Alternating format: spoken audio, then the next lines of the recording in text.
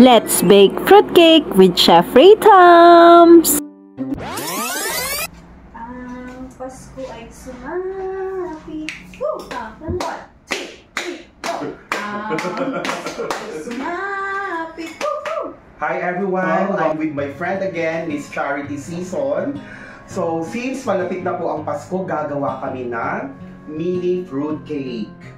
So, when we say mini fruitcake, ilalagay natin siya sa cupcake. Diba, usually, ang fruitcake kasi is into a loaf. So, gagawin naman natin siya Oh, mini. kakaiba. So, parang bite size. Bite size siya, yes. Siya. So, di ba nakatingin ka na sabi mo sa akin ng fruitcake?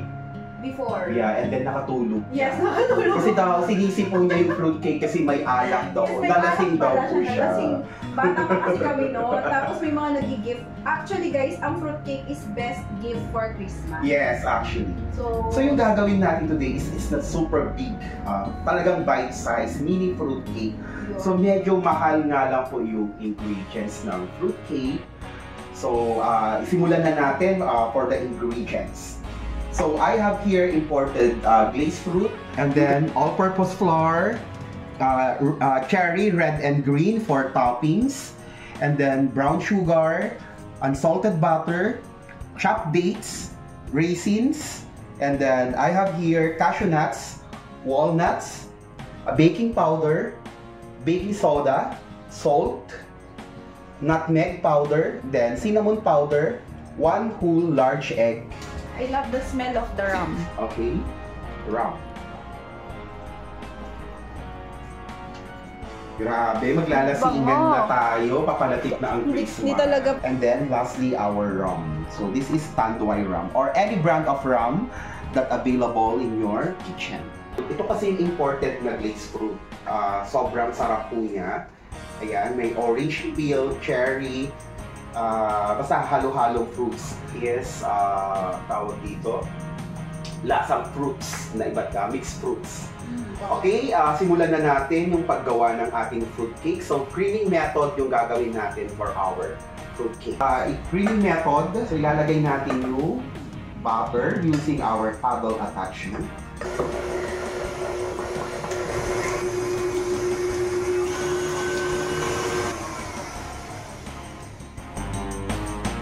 Or like a mayonnaise consistency. Brown sugar.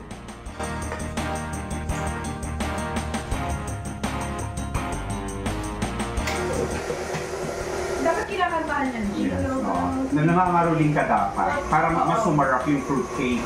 Naman ito ilalagay natin.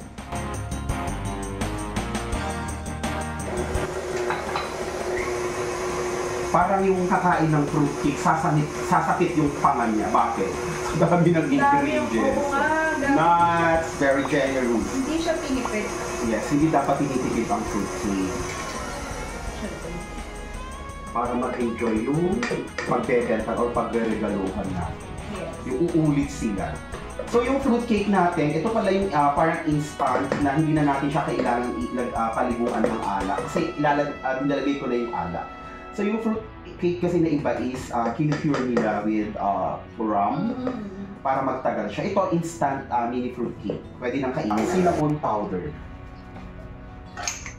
And then ilalagay ko siya sa ating mixer.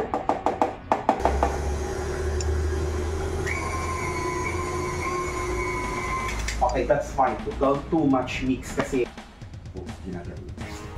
This is what you call for Glazed fruit, raisins, dates. So pag wala kayong dates, replace nyo lang po ng raisin. So ilalagay po yung rum, much better, you soak it overnight. Yung rum with raisin, glazed fruit, mas maganda po na soak siya ng overnight. And then, kailangan folding lang to para hindi madurog yung ating mga nuts and then glazed fruit. Kaya fino-fold lang siya. So, ipo-fold name is Charity para ma-mix ng maayos. So, one direction lang siya? No, anything. Kasi walang problema. Okay. So, walang rules? Walang rules sa fruitcake kasi it's a pound cake. Grabe, ang dami. Yeah, di ba? Parang 90% yung mga nuts and 10% lang yung butter niya. Tsaka ang bango guys, Yeah. grabe. Yung amoy pa lang ng rum sa fruit. Ang bang. Amoy Christmas. Yes, it's giving Christmas! Jingle bells, jingle bell, jingle bell, jingle bell, jingle bell rock. Mean Girls? Yeah.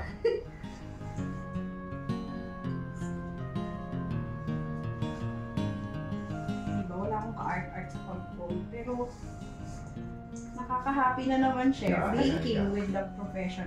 Nakaka-happy. Tsaka alam mo ba, parang nakaka-bring back na naman ng memories ng Nostalgic times. or nostalgia. Yes. Yung, Nung mga time na very luxurious kasi ang fruitcake mga guys. Yes. No? Hindi kasi lahat nakaka-afford bumili ng ganito before. Ngayon, tingnan nyo available na dito sa Aurora, my gosh. Pwedeng-pwede na pala natin orderin kay chef. Dati kasi, hindi natin alam saan makakabili ng ganito.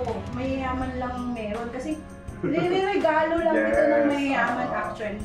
yeah, look at it. Our fruit cake, ready na siya. Na-coat na siya with the butter. So, okay na. Yes. At nakakapagod siya. Kailangan ng workout, chef. Kailangan mag-workout pagka ganito nagbibake ka kasi muscles. So, maglalagay tayo sa muffin pan. This one is 3 ounce muffin pan. Green and silver. Para Christmas na Christmas. You have red, like that. Bilis ni chef. So, di ba nag-aral ka din ng baking sa Manila, di ba? Nag-try ka. Yung DIY baking sa Manila. So, yes, nakita ko na yun sa Alright. advertise. So, may vlog yun naka-upload. It's for a beginner, ganyan. You're baking using an app. I hope someday, chef, ikaw din, makapagpatayo ka ng ganun dito sa Aurora. Hopefully. Kasi may nagre-request na rin kasi dito for kids, Yes, baking, for kids, kids. mga basic baking. Oo, naku, i-enroll ko yung mga anak ko pag ganun. Bahala kayong mag-alaga ng 3 makukulit na bata. Ang importante doon, mabusog sila at matuto. So habang naglalagay si Miss Charlie, so ako po muna. So using ice cream scooper, 3/4 po dapat.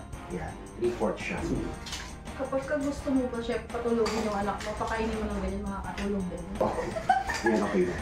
Katulad ng nangyari sa akin nung bata ako. Pwede para malasing. Nakatulog ako, hindi ako nakapag-noche buena. Pwede para malasing yung bata. Salbahin, no? Please, kayo na ang gagawa sa inyong tahanan. So, malaking tipid po ito pag kayo ang gumawa.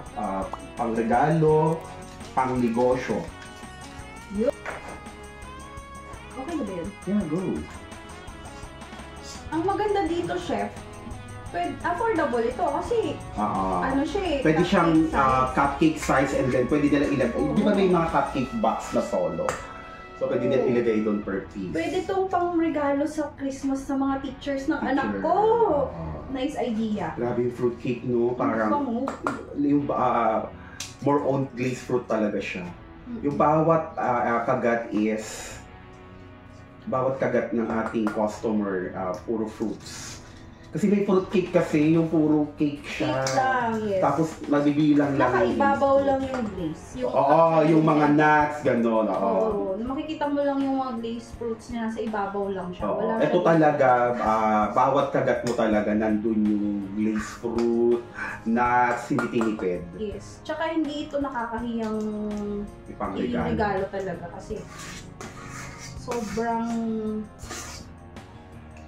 generous talaga yung take a bite, it's alright. There's a fruitcake for everybody. Mukha nandun sa may side. Okay. Cherry on top, gusto ko yung may hawakan para wag yun siyang ilulubog ha, para Nilubog ko, sorry. Yung ibabaw lang na ganyan, cherry on top. If you want it sweet, sugar and love. If you want it spice. So maganda yung may hawakan para shala-shala. C-H-E-R-R-Y. Oh, Beanie. Beanie. Ay, Beanie. Last, yung shop din yung Hindi Gen Z. Hindi ako Gen Z. Gen Z Yung tawag. ganda ng pantropiko. Oo, oo nga, dami kong hindi alam kasi hindi ako masyado sa TikTok. Kaya pala ako nag-start. Sorry po ha. Yung mga trendings. Kasi millennials po ako. Hindi ba millennials ka? Huwag kayong mag-alala, Blooms. Dahil gagawin ko ang lahat para maging bloom din si Chef.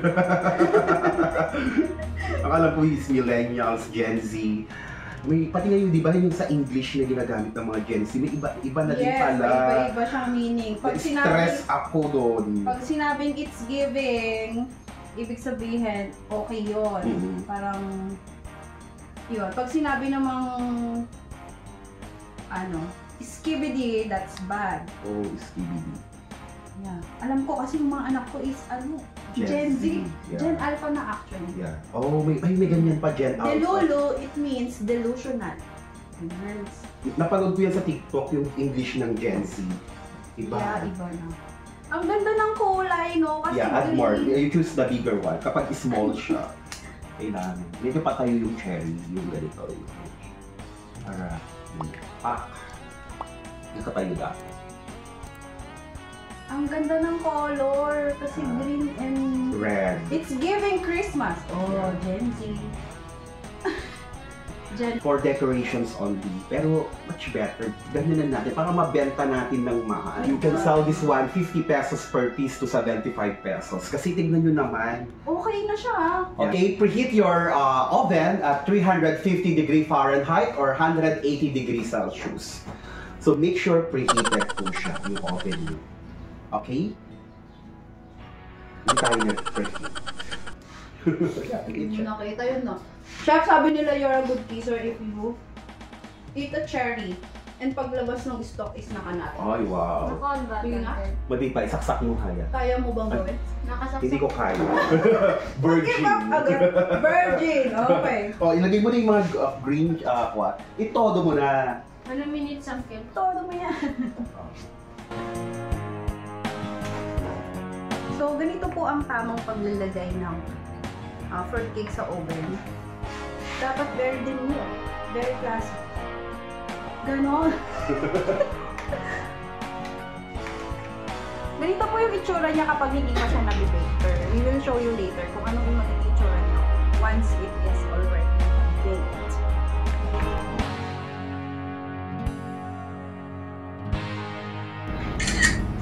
May pang my day ka na. Dapat dalawa tayo dun eh.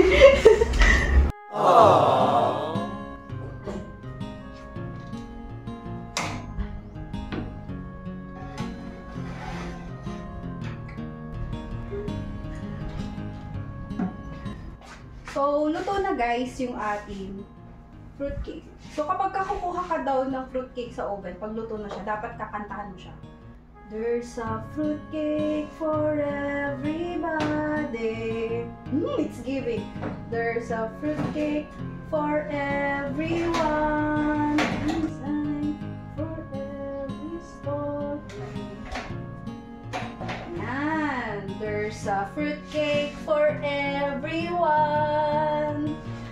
Take a bite. Bango. It's alright. Come on.